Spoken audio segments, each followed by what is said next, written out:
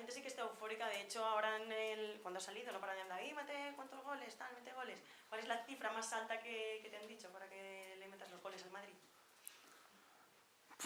No sé, será una cifra muy elevada, pero sinceramente es que es lo mismo, por mucho que me digan, hasta si no, luego no salgo al campo y tengo la suerte de que algún compañero me dé algún pase bueno y que tenga la suerte de batir a Casillas en este caso, pues no voy a hacer goles, por mucho que digan. Por lo tanto, está bien con la euforia porque sabemos que la gente pues está con nosotros, nos hace pensar que las cosas las estamos haciendo bien, pero dentro de nosotros pues seguimos pensando lo mismo, que esto prácticamente acaba de empezar y que todavía queda mucha tela que cortar. ¿Una pregunta más? Buenos días. Precisamente por eso que comentaba la euforia que tiene la gente. En caso de que se gane, la euforia será mucho mayor, soy consciente de ello, pero en caso de que se pierda, a lo mejor el frenazo de la euforia puede ser, bueno, pues ya Madrid y Barcelona van a ser favoritos, el Valencia ha llegado.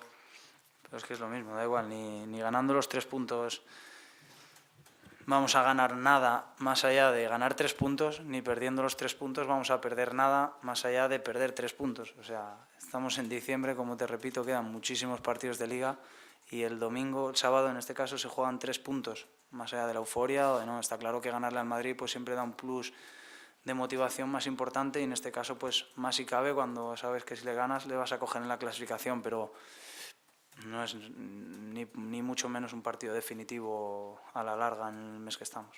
Vamos por favor con las 2 últimas preguntas. Se ha ambientado un poco el partido frente al Madrid con el secuestro de Españeta. Ha habido mucha broma esta semana con él. Te he visto muy interesado cogiendo el papelito para intentar salvarlo por la web. Pues bueno, es una cosa más, ya sabemos cómo es Españeta y bueno, esperemos que lo liberen antes del sábado. ¿Puedes pronosticar un resultado? Bueno, cualquier resultado que sirva al Valencia es bueno y bueno, pronosticar un resultado pues es muy complicado, sobre todo en un Valencia-Real Madrid, pero ya te digo, el que nos dé 3 puntos será bueno para mí y será del agrado mío y de los valencianistas en este caso.